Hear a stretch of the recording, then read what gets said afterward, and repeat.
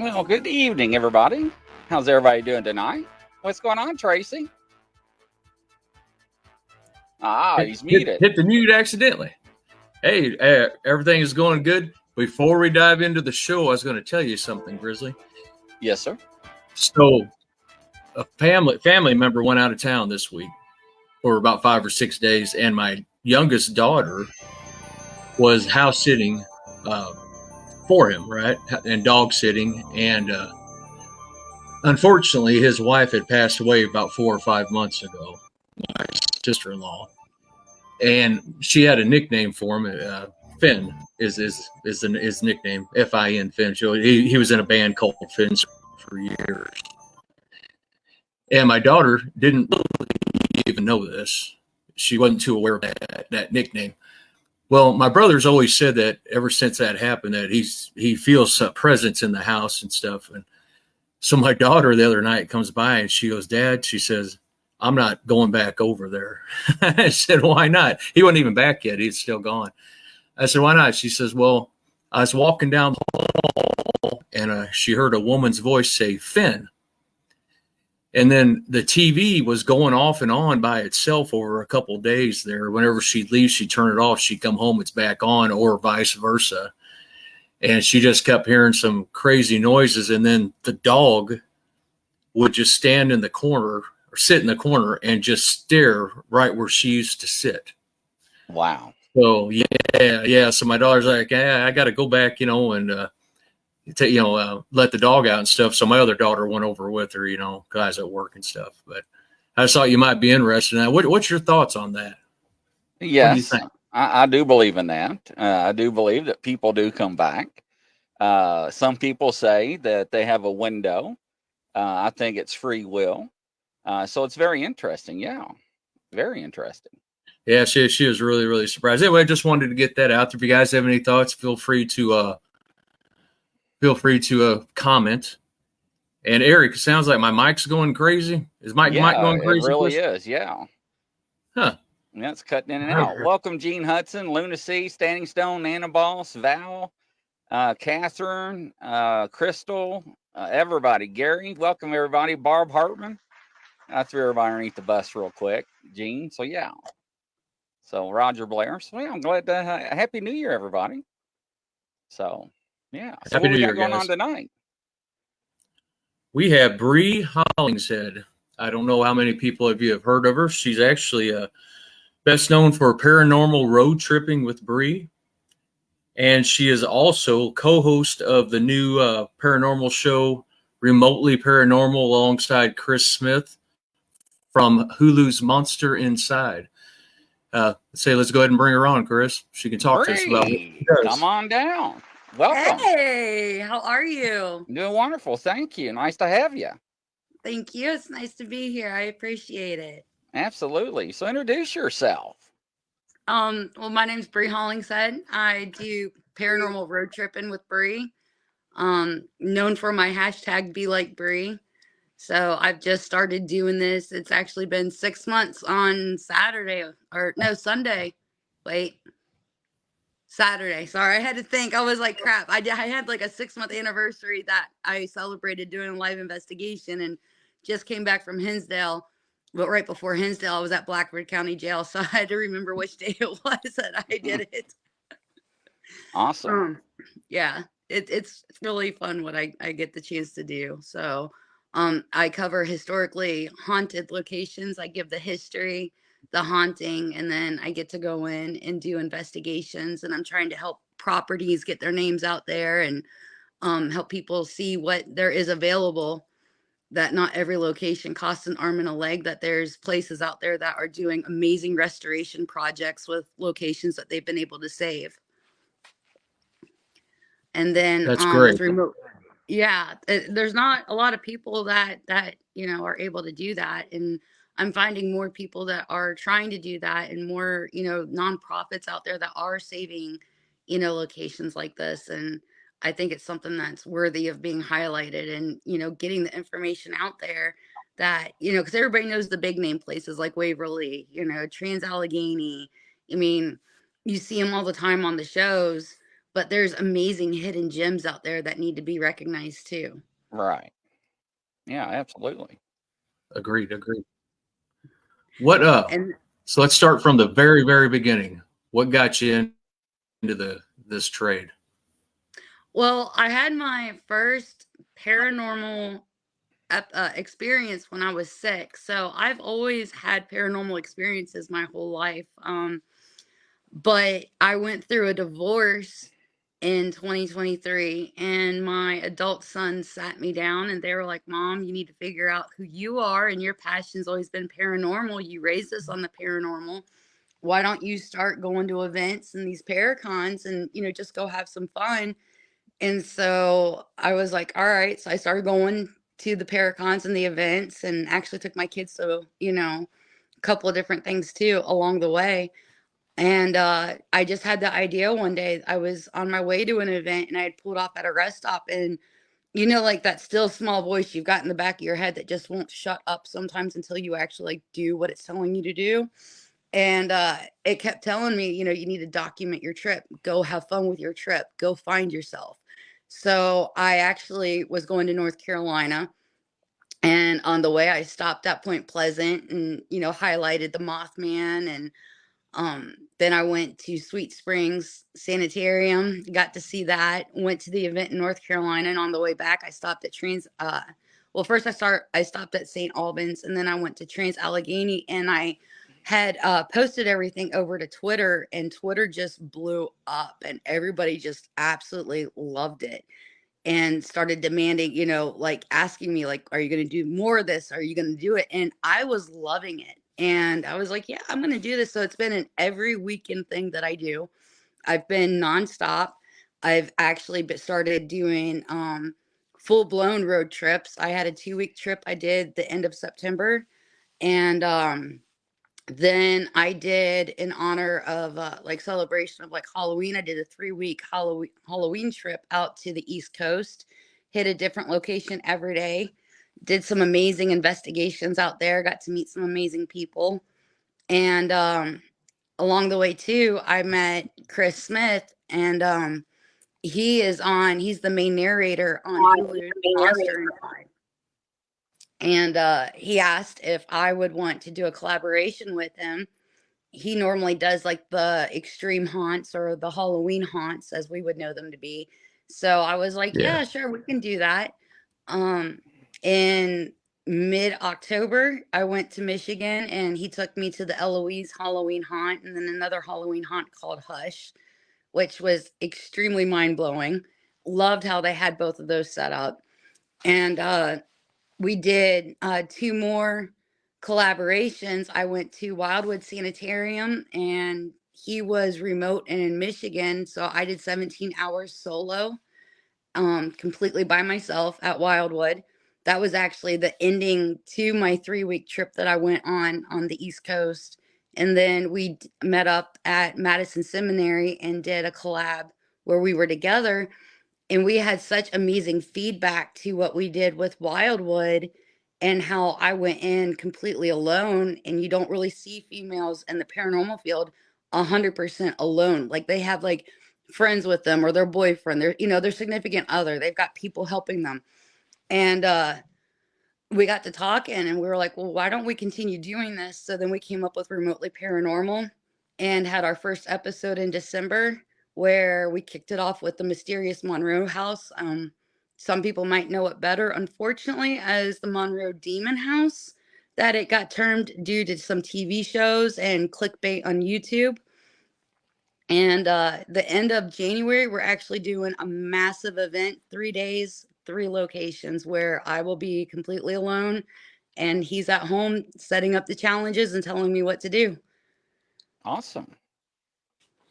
So yeah, it's been a whirlwind. It's been real quick, but it's ironic. You never think you're gonna find yourself through something like the paranormal, but I found who I am. I found my true passion, and I've been able to meet amazing people along the way. And I'm helping a lot of locations as I go too. So, it's a win-win when you look at it. Yeah, that's pretty interesting. I like that. Here we go. And let me head him here. He's playing Houdini on us, ladies and gentlemen. So I'm sorry, my computer, this new computer's messing up. There we go. There we go.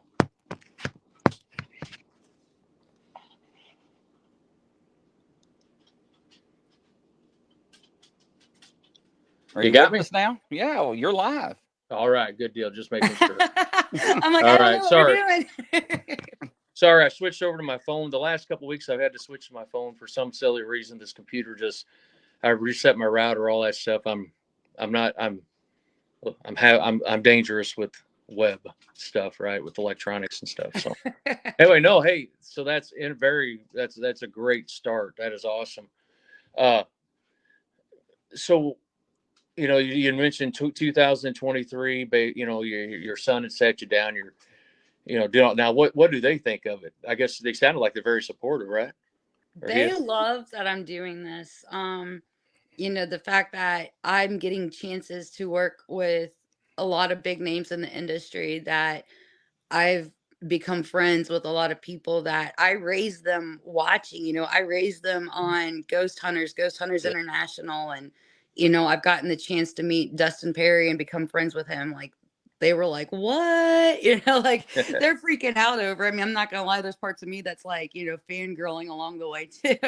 Yeah. Yeah. um, I've got the chance to do a collaboration when I was on my 3-week trip with Brian J. Cano from The Haunted Collector, and Yep. he's also one of the commentators on Paranormal Cotton Camera. Yep. Just, I mean, amazing people in the industry that, I've collabed with a bunch of different investigative teams. I've collabed with, like Chris Smith. Just it's been amazing, the different people that I've had the chance to meet, to work with, the locations I've been able to go to, the locations I've been able to help get their name out there and highlight, how they're doing restoration work, and they're trying to bring it back to the original state, and hold that piece of history, because there's, you look at certain parts of the US and a building gets done running its use, and what do? They demolish it. They don't. Yeah. A lot of the tuberculosis hospitals, they let them, rot to waste. The East Coast, one thing that I found on the East Coast was a lot of like the state hospitals, the tuberculosis hospitals. The cities, they buy them and then they make parks around them, and they're still letting these buildings deteriorate. And it's really sad when you see that. In the Midwest, they seem to bulldoze them down Yep. unless they allow a private investor to come in and buy it. And even then, it's not guaranteed that it's going to be, preserved, Yep. or that, paranormal is going to be able to have the chance to investigate and see, what part of history is still lingering behind. I'm a full believer that I know a lot of people like to go into locations and they like to go in blind, but the best way for you to understand the type of haunting that you're dealing with, the spirits that you're talking to, is to understand the history of the Yes. location.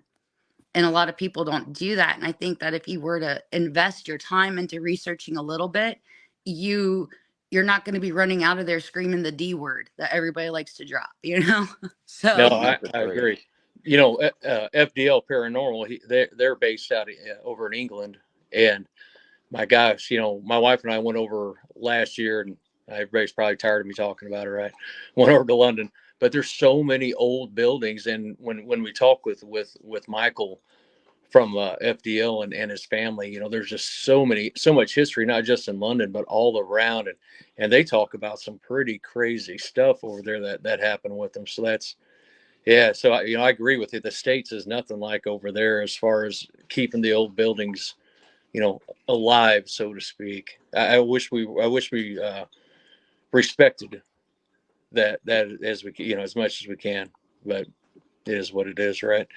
So then you're bringing it up in 2023. You're bringing it up. You're going through the motions. You're going to visit all these places. So you decided to come up with your show, right? While you're doing it, just tripping with Bree, right? yeah, paranormal tripping with Paranormal tripping, Bree. and so you just started growing an audience by what were you going Facebook Live with all these, or were you just recording, or what were you doing? Well, I mean, it's been like a huge evolve. It's been an evolution with how I've been doing it. It started off with just taking still shots, and I would give little snippets of the history and a little snippet of like the haunting, because I'm trying to draw people to come to these locations, especially because of Yep. COVID. We lost a lot of paranormal locations Yep. because the funding wasn't there anymore, and they can't afford to open the doors back up, and they've been sold, they've been lost. And, there's, with the stigma being taken away more now on the paranormal, a lot more people are coming forward and saying, guess what? I've got a location. So Yeah. I'm trying to help those locations get their names out there. So, um, it started with just taking pictures, and then I started doing some Facebook Lives, and then somebody introduced me to StreamYard. So now I go live on StreamYard. It hits Yep. Facebook, Twitter, and my YouTube account. And I'm even now going live on TikTok. So people can see me, streaming live. Like I'll do like an hour depending on the location, how big it is. I'll do anywhere from a half hour to an hour and a half on my StreamYard so people can watch live on Facebook and YouTube. And then I'll get off there, take a little bit of a break, and I'll kick over to TikTok. So then I'm hitting an even bigger audience and exposing these amazing locations and the amazing people that I'm working with to an even bigger audience that way. No, that's awesome, and glad to see that you're utilizing those streams, those platforms. We always did the live Facebook lives, and we didn't really dive into anything further. Most of the stuff we did over the last few years would be well, not last few years, last few hunts were just straight up privates. They didn't really want us to do any lives, but I'm glad to see somebody's taking advantage of those platforms. Those are great ways to get stuff out. That is awesome. Yeah, thank you. So you're packing up your stuff. You're getting ready to go on a hunt. It's going to be for however long, a weekend, whatever. You're driving 100 miles. What are the necessities you have to take with you as far as equipment goes? Well, my phone's always in hand. You got to use your phone. I'm a firm believer. You never know what's going to come across audio, picture. If I'm not live, I've got my phone in hand. I'm ready to take pictures. I'm ready to take video. I've got videos where when I was on my East Coast trip, I was at Letchworth. And if anybody doesn't know what Letchworth is, Letchworth was a hospital that was opened in 1911. It had over 130 buildings, over 900 acres. A lot of the buildings are still standing. You're technically not supposed to go inside the building. I did my live, I did my highlight, I gave the history of it. What Letchworth is known for, here's a little historical tidbit for people. Letchworth, 1950, the first vaccination for polio was given to an 8-year-old boy that actually worked. And that is the same polio vaccination that we still administer to this day. Oh, that's cool. So that's the good thing of Letchworth. Probably the only good thing that came out of Letchworth. Letchworth actually openly admitted that they used their patients as human guinea pigs. And Letchworth's population was mainly children. So not a good thing. There was a lot of abuse, physical, mental, emotional, and a lot of sexual that happened there as well. So the trauma that was sustained on that property is huge, and it has left a mark. I actually have a picture that I took from Letchworth where you can see a nurse in a 1911, between a 1911 to 1930s nurse's uniform. And it's in front of a window, but the window has no glass in it, and it's actually boarded up, and you can see her standing in front of the window and then see the full length of her dress as it goes down past the window. Oh, that's cool. So it was a spur of the moment photograph that I took. So, I mean, I felt like there was something to my left that happened to be inside that room. I spun real quick. I snapped the picture, and I got this amazing catch that you don't typically get. On top of that, I took video when I was walking through a different building, and you can hear something when I'm taking my video. I've got a ring on the back of my phone on my case. So I've got my finger up through the ring, and I'm always holding my phone like in the palm of my hand. So there should be no tapping. I've got a case on it, and you can hear something breathe into my phone and tap on my mic.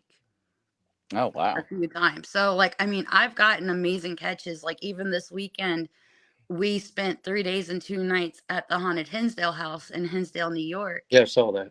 And Nick and I did a promo video that we'd be going live, and we're talking, and it's fine. You can hear us talking, but as soon as we start talking about how the activity had been going nonstop since we walked in the door, something is playing with my phone. You hear like something smacking my phone around. My phone is steady. It's in my hand.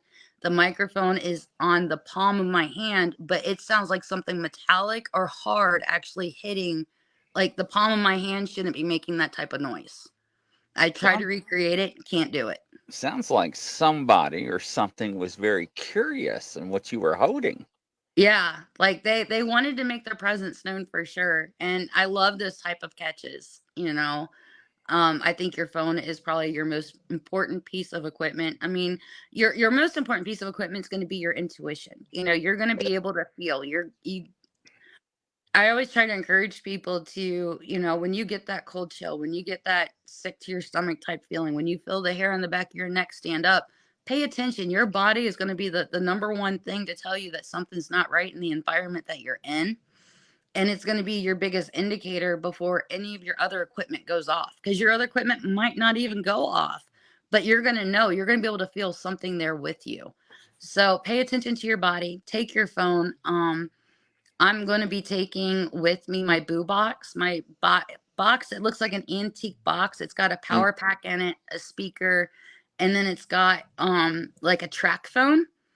And the track phone has different apps on it. I don't use any of the apps except for Necrophonic. I have gotten amazing results with the Necrophonic app on this, giving me like valid answers. And then like I always, what I do before I even turn the phone on, so that way nobody can say, oh, your phone recorded it, your phone overheard you. Before I even turn the phone on, a lot of times I'll set like a password, simple word, one word. And I do it before I get to the location sometimes. And if I'm getting valid answers, I'll ask, well, what's the password? And I can't tell you how many times I've gotten the password.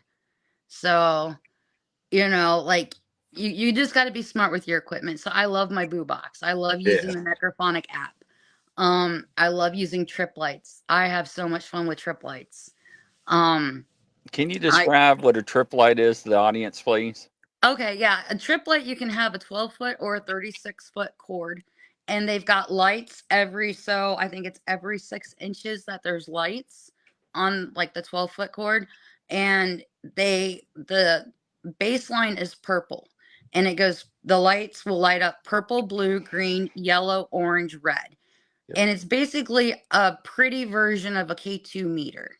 So instead of holding a K2 in your hand, you've got a string of lights and their EMF reading is what they're doing. The higher the spike, the more fluctuating your color is going to be. I have gotten, when we were at Hinsdale, it was insane. Like you could see somebody running through the room, and it was like the lights just lit up all the way down and then they Oh, ran no. out. They ran all the way back. You know, now can I tell you what it was that ran through? No, but I got an EMF spike and I was able to validate that my lights being laid on the floor were a solid purple. There wasn't anything interfering with it. I was able to clear the room before I used them. You always want to make sure you're clearing your room because you can get high EMF spikes off of certain electronics, Yep. wiring. You got to be smart with your equipment. You got to know how it works. Um, you know, if you're going to use a K2 meter, I mean, a lot of people, there's a lot of varying thoughts to it. When I did the first episode of Remotely Paranormal, there was a room I had taken the trip lights into and I turned them on before, and I was FaceTiming with Chris before we even started the show, and the lights went right away to red. Brand new set of batteries. I knew it wasn't a battery thing. I reset the lights. I can't tell you how many times. And then we were like, well, he was like, out of curiosity, take them out of the room and see if they do the same thing in the hallway. As soon as I crossed literally the threshold of that room, they went from red straight away to purple. I brought an EMF reader in. The EMF reader read 0.02 the whole way through. So there wasn't a high enough spike to be making those go red. We could not figure it out, but it made a really cool segment where we were able to get the audience involved that was watching and trying to figure out what was setting these lights off. That's pretty cool. So, Definitely. and then your REM pod. I love a REM pod. You know, you got to understand what your lights are indicating, but you know, you're going to be in places where you got to think so many people have gone through with the equipment that you have that spirits know what they're working with. They know how to say, hey, I'm here.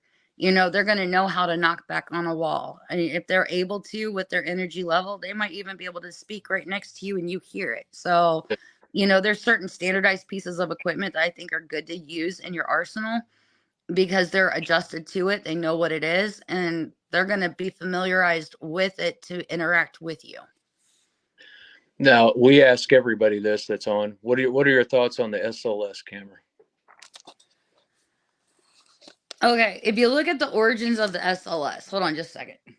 All right. Sorry, I had to take a drink of water. My throat's getting dry.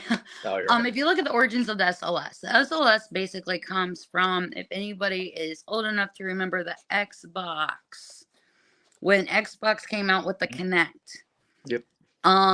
That's where it comes from. That's what I can see his face. Not Gary Galka. Gary Galka did the millimeter. I can see his face. I can't think of his name.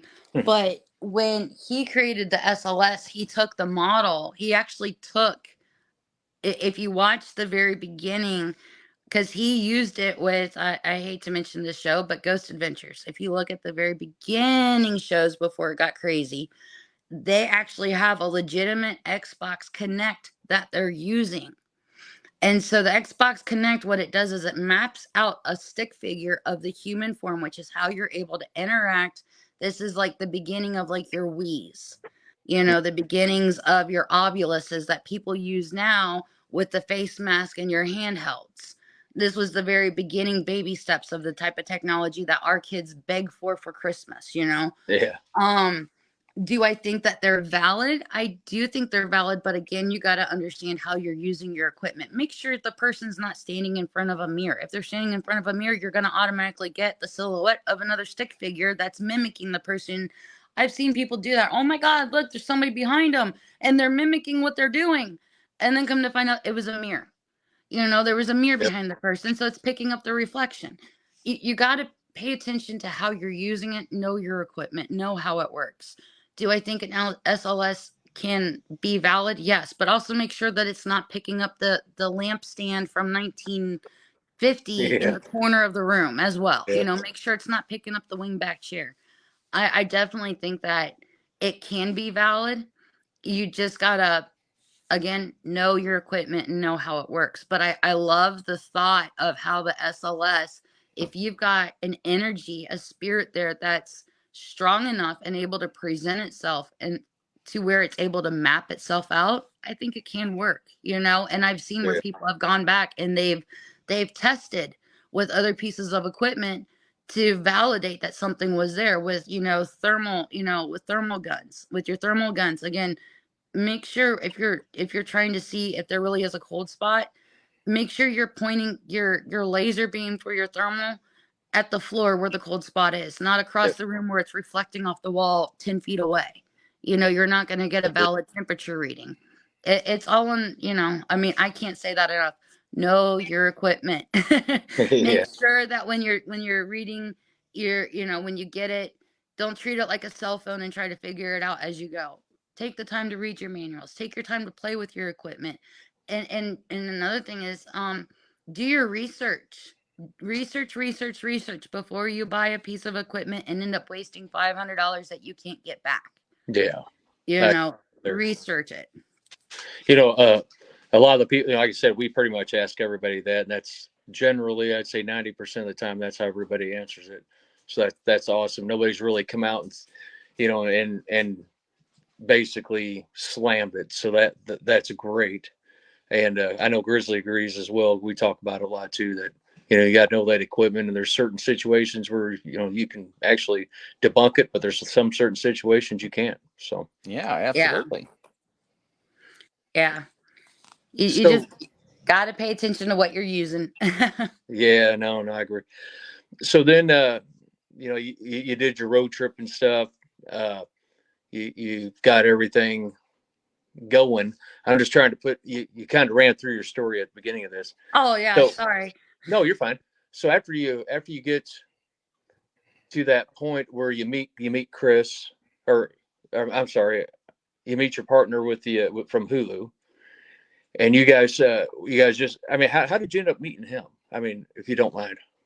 The guy that I'm with, or The Hulu from oh, the Hulu Chris. show, from Okay. Monsters, yeah. So he actually had watched a podcast that I was on, and I was talking about how I had went through my divorce and was finding myself, trying to learn how to love myself again. That's what my hashtag Be Like Brie is about. Like, I've had people be Mhm. like, "Oh, you're pretty self-centered, aren't you?" And it's like there's a whole thing about self-care and self-love behind Be Like Brie. you Yeah. know. And I'm trying to encourage people to get out and go conquer their bucket list. And so he had watched the podcast where I was talking about, you know, Be Like Bree stands for going out and finding who you are. It doesn't have to be paranormal, you know, like you can enjoy car shows, you can enjoy mechanics, you can enjoy baking. It's finding what you're passionate about and what brings you joy, because you can't rely on anybody else to make you happy. You got to make yourself happy.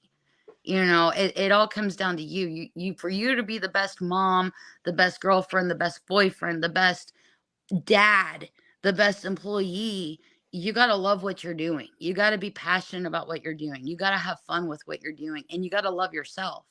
And so he had watched the podcast where I was talking about, you know, went really in depth into what Be Like Brie is, and more in depth into my divorce and how I've discovered who I am and what my passion truly is in life. And um, he reached out to me, and we have a very similar background, come to find out. But instead of paranormal, he had gone to like the haunts, the extreme haunts, and having fun with these type of things. And he was like, you know, I think that we could really do a great crossover collab of horror with paranormal. Yeah. And so, and there's one thing that I love to do is like with the horror aspect, you know, when you're looking at a good horror movie, if it's not somebody slashing you, there's ghosts involved. You know, it's a good ghost story along the way. And there's a paranormal aspect to it of some sort, whether it be aliens and UFOs, or, you know, cryptids of some sort, or a good haunting in the Yeah. movie. Those are incorporated in horror. And it's like we're all one big happy family, whether we realize it or not. We need to start crossing these paths, you know. So I was really excited about the thought process of crossing the two genres together, Yeah. and bringing the communities together more. So, you know, when he was like, hey, let's figure this out, my movie's dropping on Hulu on October 12th. How can we piggyback on this? And you know, we really talked some stuff over, and he was like, how about I bring you to some haunts with me? And we wanted to video, but both locations we went to, you weren't allowed to video. You were only Mhm. able to take pictures in certain spots. And so we took pictures, we posted those on platforms. And we even did a podcast, because he's got two YouTube channels. He's got the Horror Road Trip, and he also has Haunted Road Trip. So we took it over to the Haunted Road Trip channel, did a podcast with a panel of with two other people that I'm actually close friends with, both of them as well. And Good. so then we did the collab where I was completely alone at Wildwood, and then we did the collab where we were together at Madison. And I mean, we've become like the best of friends. He's like a brother to me. Absolutely adore him. I love what he's doing, because Russ, who created McKamey Manor, he's had to cross, he state jumps a lot, and he's done some absolutely horrific things, and McKamey Manor is still going. And so they're trying to get it shut down right now. You know, they're trying to bring awareness to this so that people are more, you know, because people are getting older. This started, I think, back in 2011. So it all came, you know, he found me through, you know, the fact that we've got such a mutual background, a very similar backstory, and the fact that I love to help people where I'm able to. And if I can use my platform to help get the word out to prevent people from going through the horrific, you know, Yeah. torture and tragedies that happen with us, then that's what I want to do. That's awesome. You mentioned something there that struck at me was, you know, earlier you had said about the Mothman, Yeah. cryptids. Yes. Grizzly has his nickname. I'm assuming it ain't because he fights grizzly bears, but I think it's because he's a Bigfoot guy. They are real. They Yeah. exist. What are your thoughts on cryptids, the Bigfoot, you know, stuff like that? I look at it this way. There is, the more technology goes, okay, well, let me retract on that. Let's step away from the technological aspect of it. Let's go back to the 1930s, 40s, and 50s, when a lot of reports were made of different cryptids, you know, UFO abductions, you know, back in the 50s and 60s. You've got people in one state that are saying, oh my God, X, Y, and Z happened here. And then 5 states over, you've got the exact same dang thing happening to, John Smith, the farmer, while he's out in the field. And this is before there's any internet. This is before there's a lot of long distance phone calls, because I mean, all you had back then were party lines, really. When it came to phone calls, you never knew who was going to be on the same phone call. Yeah. But it wasn't like information was able to spread like it is now. So you've got similar aspects that are popping up across different, and it's not just in the United States. You've got reports coming from other countries as well. So it's like, when you look at it that way, there's got to be that it's like they're validating themselves. It's just as if if a paranormal investigative team were to go into a location, don't know each other, and they're investigating and they're getting the same results, and then like a month later you're coming across it on Facebook. Oh my God, that video matches my video. When you're able to validate, I think that's huge. And you've got a lot of like the same abduction stories. You've got the same description of Mothman. You got the same description of Bigfoot, even though, like, I think Ohio calls it the grass man, and other places, they've got different names for the exact same creature that they're seeing. Russia calls it Yeti, like there's like in the Himalayas, they call it Yeti because it, just like any other animal with a fur coat, the fur coat typically matches the surroundings that they're living in, so they can have concealment, so that they're camouflaged to the environment that they live in. So, of course, if you're in an area where there's more snow, you're probably going to have one with white hair all over it. It's just, when you look at the stories and how far back they go and how far back these reports are, and the fact that they're able to validate, and it's not like, there's technology involved to where somebody can just copy and paste and say, oh, well, here's my story, and change names, backspace Yeah. it and put their name in.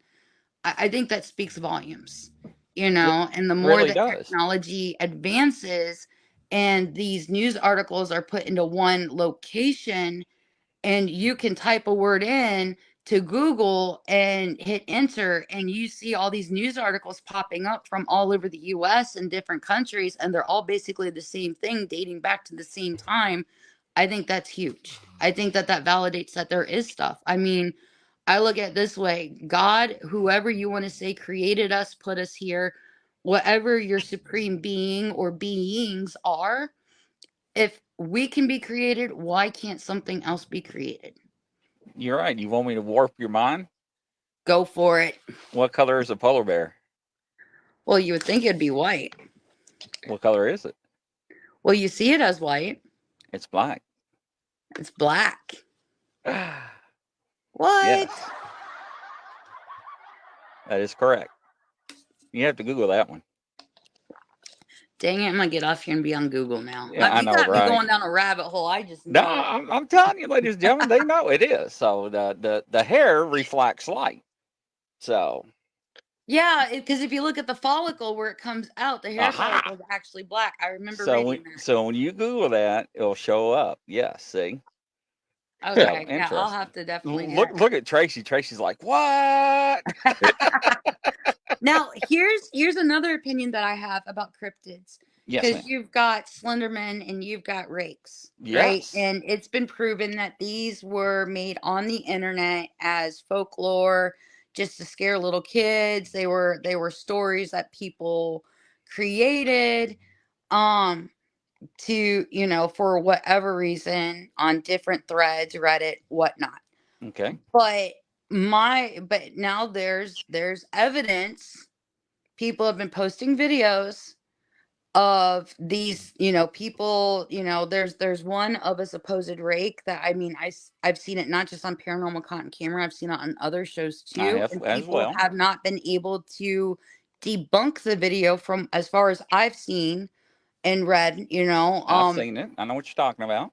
and for the people that are watching, if you haven't seen it, it's a couple and they're in Canada and they're getting ready to turn onto One in this Russia. road, and this rake comes out of the woods and goes after, I think it's moose. Yes. Like, and it's done on a phone. Now, yes, you can manipulate. There are apps you can get and all this stuff, but it has, from what I've heard and people that I've talked to that have been on the shows that have gone over this video, they can't refute that. They can't refute this video. Like, That they've is looked correct. at it. It has not gone through any app. They've analyzed it forwards, backwards, left, right. And so my thinking is that, and this is where you can tie this into the paranormal with ghost spirits aspect, because I believe with a lot of people will go to locations and they will get EVPs, or they'll get on necrophonic apps, I'm a demon, I'm the spawn of Satan, and all this, like nasty stuff.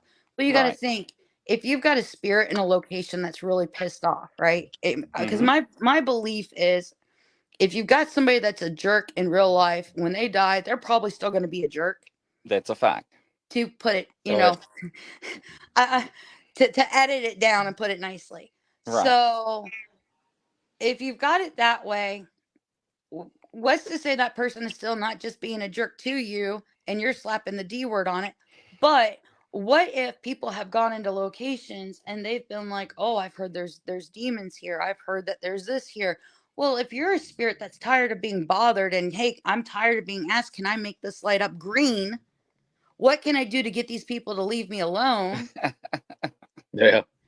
I can start saying demon and an EVP, and I can scare the shit out of these people and get them out of my house, right? So, we can manifest stuff though too. I'm a big believer in manifesting. So with Slenderman, with rakes, with other cryptids that have been based strictly off of stories that came up on the internet, what if we have thought about it so much, that we are starting to manifest certain things? And because you go into these locations too, and you've got these spirits that are portraying things, but what if we've gone into these locations and we've given them such a bad rap, and people are going in there expecting to come across a demon now, that these demons are actually, Yeah. or like evil spirits, maybe not demons but evil spirits, because I believe evil spirits are going to, like, the nasty things, not necessarily demons, but the nasty, pissed off, just ucky things are going to start showing up. What if they're showing up now because people have just spoken it into existence so much? All Yeah. right. Agreed. So that's 5 questions you just asked me. So number one.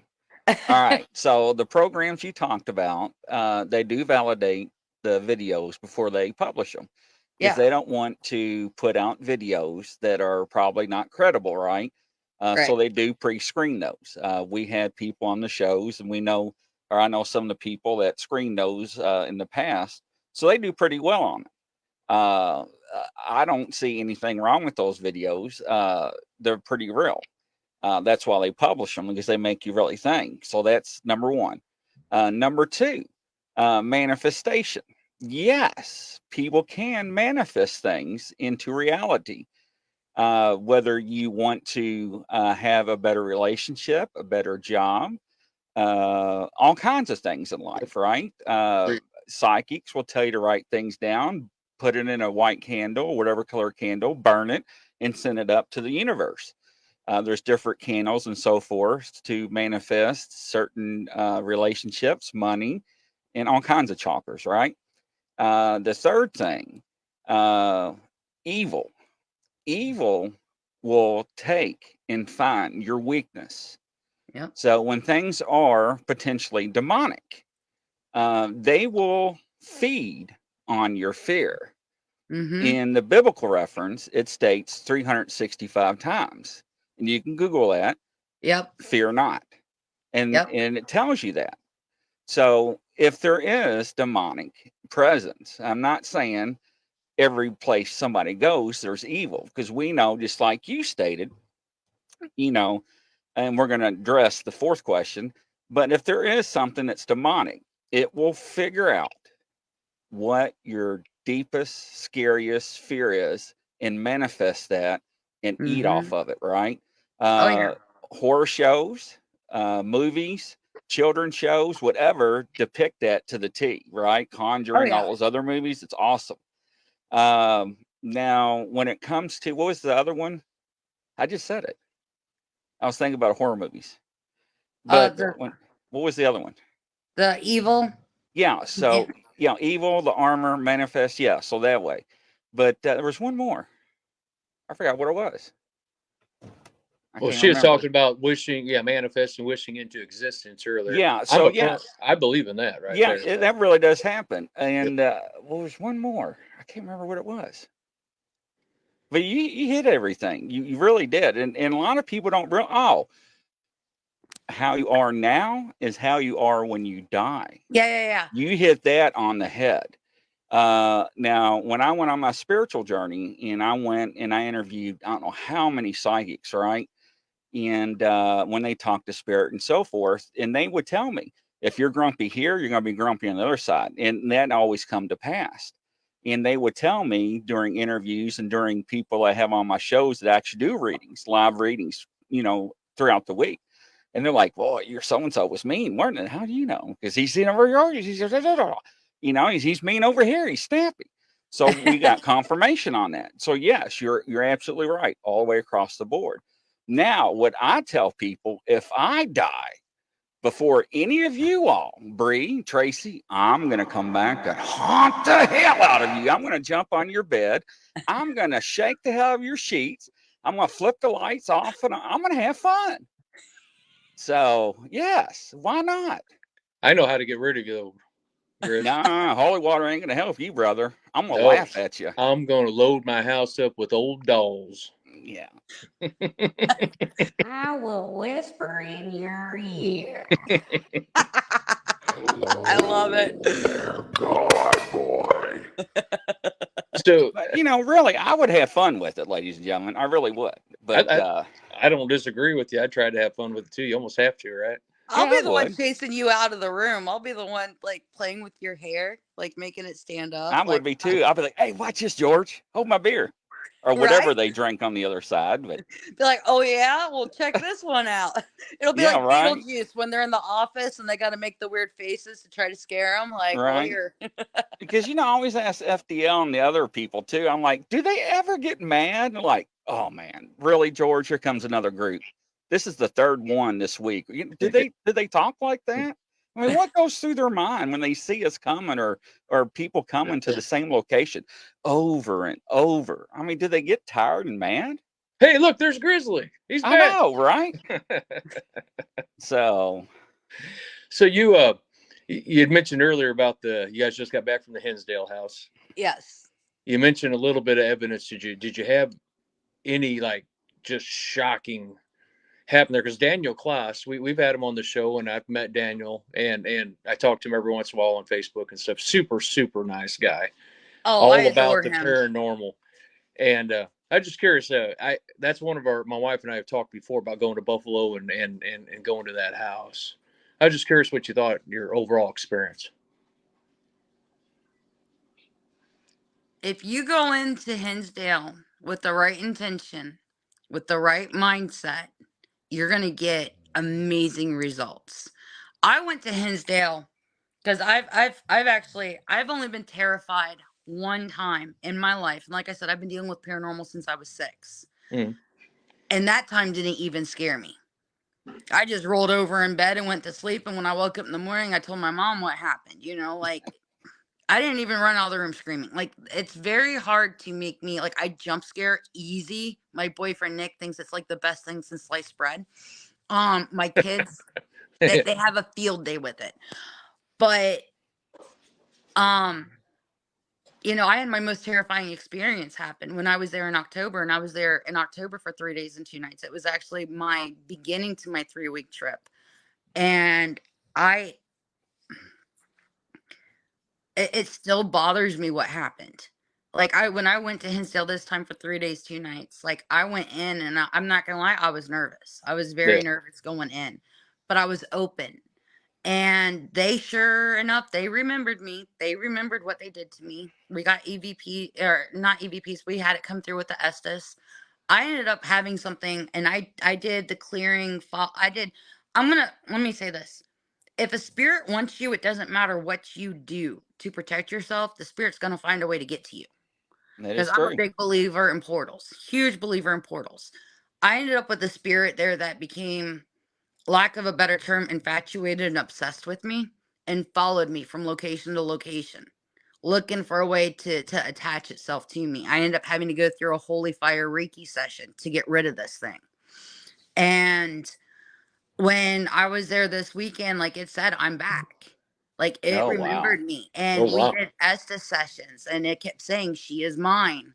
I had the necrophonic on and it kept calling my name. I let, the second night we were there, I let my TikTok run all night. I actually fell asleep talking to my TikTok audience. And as my phone set up, a lot of my audience members, they had either earbuds or headphones on. And they're telling me what they hear in the background. And like before we went to bed, Nick and I went out for a cigarette and you could hear the Indian chanting coming from the hills behind us. And I was like, time to go. And he's like, why? And I'm like, any story you hear from Hinsdale, if they start talking about like the Indian chanting, that's normally when like it gets real. It gets Yeah. really, really real with the activity. Like you'll get banging on the walls. You'll hear something walking on the ceiling. The activity in the house goes through the roof. And he was like, okay. And sure enough, my audience, like they were hearing the Indian drums in the background. Like they could hear it through their headsets, you know, and you got to Wow. think a lot of people are like, well, why don't you hear it? Well, this is basically if I'm using my phone and you're watching me through through the phone and you've got your headset on, this is almost a real-time EVP session when you think about it. You're going to hear stuff that my phone's picking up that I'm not hearing to my naked ear, but you're going to hear it. It's a real-time Yep. EVP session, which is amazing when you think about it. I love that aspect. This is one thing that I love about the fact that I can go live when I do my investigations. That's the only way I'll do my investigations is I don't like the whole editing and chopping. I want you to go live with me from point A all the way to point Z. I want you to experience it. Yeah. Because there's people out there that for health reasons, financial, location reasons, they're not able to go to these places that I'm going to. So I'm able to bring you guys along with me and you get to investigate with me when you think about it. So, but one girl was like, I hear chanting. And then we heard the chanting outside. She heard the drums. Somebody else heard drums too. And then, like, within a couple minutes after that, they started hearing women and children screaming. Now, if you look at the history of the land where Hinsdale is at, in the 1700s, George Washington sent a battalion of troops out to eradicate the Indians that was on that land because the Indians were messing with the troops during the Revolutionary War. So, eradicate it. They didn't just kill the men. They eradicate, like Yeah. they took them all out. They Yep. wiped out them all, and um so like hearing the women and children scream that's validation to the whole history of what happened on that land. I fully believe that what they were hearing was a residual, but like the activity started picking up and then like they kept hearing my name being said, like Bree, and then my name started being chanted. Like it was weird. Like whatever is there loves me. And I'll be honest, I love Hinsdale because Hinsdale never disappoints. Something new will happen every time. We had a tripod camera kick over. Not gonna lie, I jumped right out of the room because I was in a tiny little room. I was in Mary's room and this kickstand, the tripod fell over. I jumped out of the room because I forgot the tripod was behind me. So I didn't know what had fallen over because there's nothing there to fall over. And I turned around, I was like, oh, the tripod's there. Like, I felt pretty stupid live on TikTok, not gonna lie. I don't run and I don't scream, but when I forgot that tripod was there, yeah, I felt pretty stupid. But Mary's room is where I had my terrifying experience. I slept in Mary's room both nights when I was there in October, and it was the second night that I had the absolute crap scare. I mean, it was like the terror where you can't move, where it's like hard to breathe. You can't move, and you know that you should like as I'm scared and I can't move, like the investigator inside of me is like, pick up your phone, you idiot, and start recording. Yeah. But I couldn't move. I couldn't even grab my phone. It was like I was frozen with fear the first time in my whole life there. Ladies and gentlemen, does that not sound familiar? You had that happen too? Oh, yeah. I about had a heart attack in the cemetery. Oh, wow. Yeah. So, yeah, you understand that fear then. Yeah. Yeah. And when that fear hits you, like you cry. It don't Oh, matter. I was live. I was live. Yes. Wow. Yeah. A ghost came out of nowhere and ran. right towards me. I didn't know what to do. I couldn't pick up a camera or nothing. And I didn't know. Wow. I mean, I just froze, and turned out to be a guy on a bicycle. Yeah, I thought I was gonna die. See, Oh my everybody's goodness. laughing. Yeah, Oh no. I didn't shoot him. So, Hey, he's still riding his bike somewhere. That's what counts. but I know what you're talking about. That I mean, you should just, yeah. Anyways, but I know it. You know, I used to be in law enforcement, but I had all the cameras, the night vision, everything right there. I didn't grab nothing. I just froze. Yeah, when that fear hits you, like because like I'll tell you guys real quick like what happened. So like if you've never been to Hinsdale, there's a portal in the upstairs closet in Clary's room.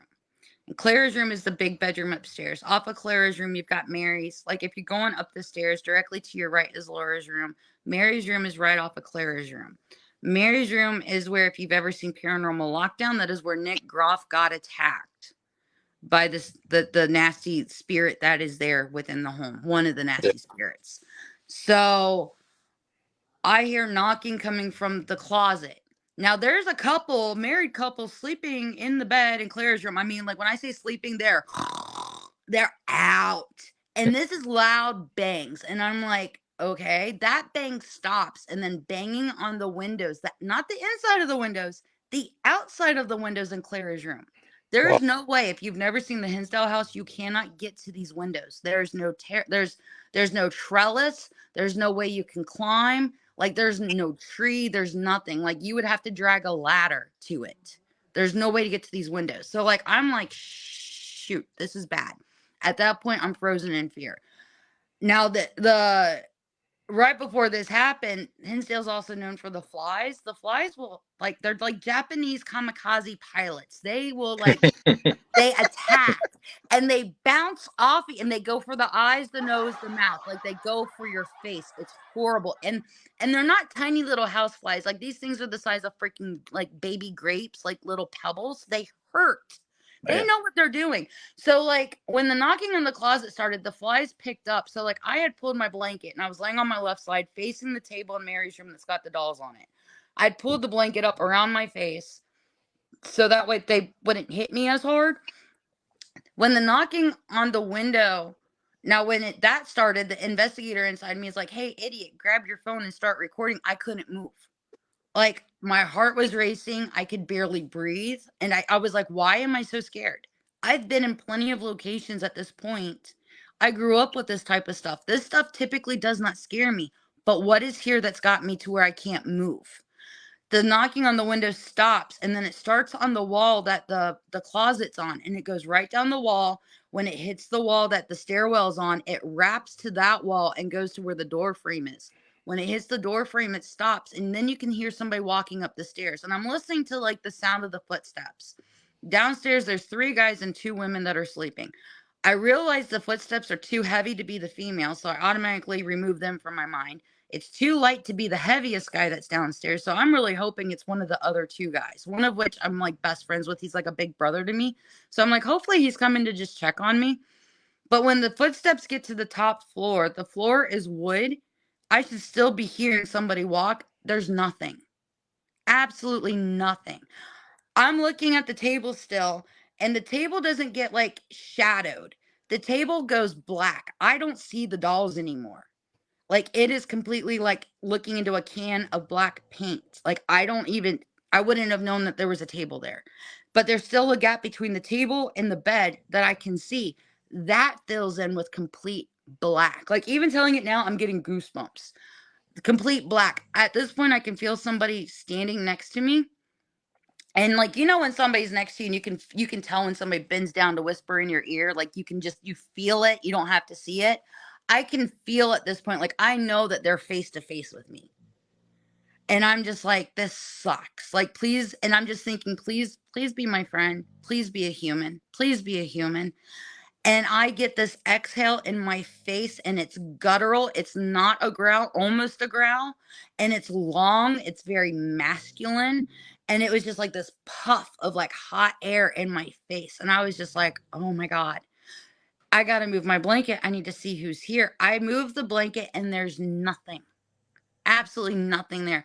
I don't think my feet hit the floor. I jumped straight from the bed through the threshold into Clara's room. I get into that room, and this is when the couple sits up. Are you okay? How did you sleep through all this? Like, what do you mean, are you okay? Like, so I'm like, I recap what's going on. I turn around, I'm looking at them, I'm recapping. I don't even realize it. I've got tears streaming down my face and I'm shaking, like hypothermic shaking. I get done telling them what's going on, and you can start hearing noise, but you can't tell if it's downstairs or in Laura's room. And they're like, oh, somebody's probably coming up to check on us. I can see the light in the stairwell. I can see down to the kitchen. I'm like, there's nobody in the kitchen. I'm like, there's nobody down there. At that point in Laura's room, you hear something literally climb up the wall in Laura's room and crawl over to where the door is. And I'm just thinking, I'm dead. Like, I'm the first line of defense. These people better get out the window and jump the right way. Like, I'm dead. Nothing showed up. It took about 10 minutes to calm down. I did walk back into Mary's room and spend the rest of the night, and I slept for about 2 hours. So Wow. I did conquer the fear, but like, yeah, like Hinsdale will put a show on for you. I believe Hinsdale will give you your haunting, and it will show different sides, but you've got to be open and willing to have that experience. If you go in not wanting that experience, you're going to have a quiet night. Whenever I see people go to Hinsdale, and they're like, oh, it was a quiet night. And I'm like, you weren't ready for it. You weren't open. Because if you go in there open, willing, and ready, Hinsdale will put on one hell of a show. Wow. Well, that's good to know. Definitely take that advice when we do make it there. Yeah. So you'll actually see me at Hinsdale 2 more times this month, actually. Oh, So, really? Oh, that's yep. cool. Yep, I'll be there 2 more times. I'm really excited about it. Scared, kind of. Like, not scared, I'd say nervous.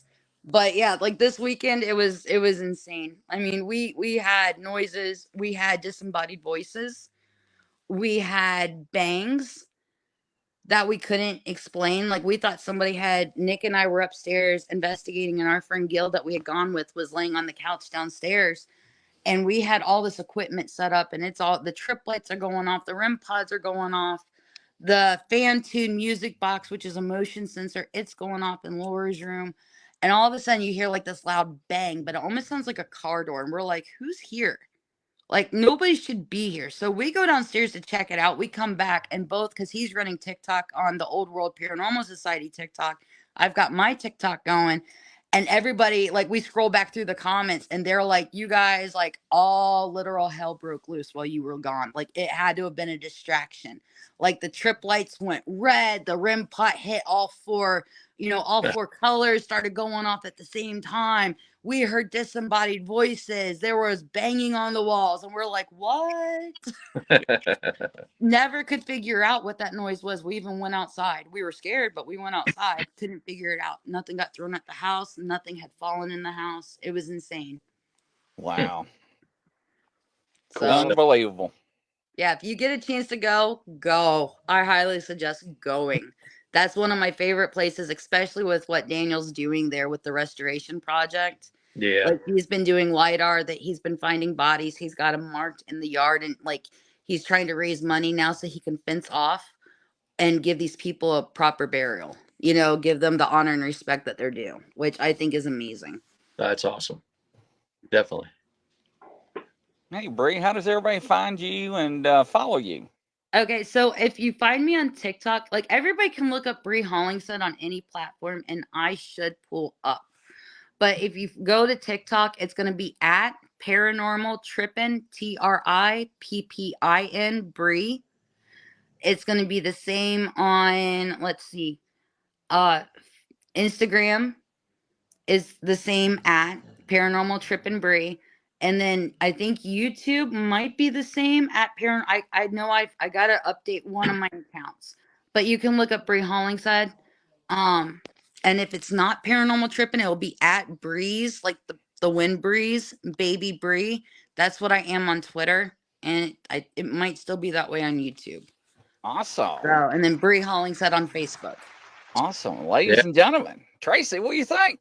Hey, it's a great show. We appreciate you coming on, Bree. I ought to get that picture when I asked her what color her polar bear was. She was like, huh? There's your instant meme I'm for the telling you, night. but you know what? You asked some good questions, and you're right on all those questions. Yep. And a lot of people don't believe about the rake and stuff, and that stuff is real. I mean, so Yeah. yeah. But it was a pleasure to meeting you and having you. You're always welcome to come back anytime. So Oh, well, thank you. thank you. I appreciate it. I had a blast with you guys. Thank you so much for having me on. Oh, absolutely. And from coast to coast around the world, ladies and gentlemen, we'll catch you on tonight's show at 9. Take care. Bye-bye.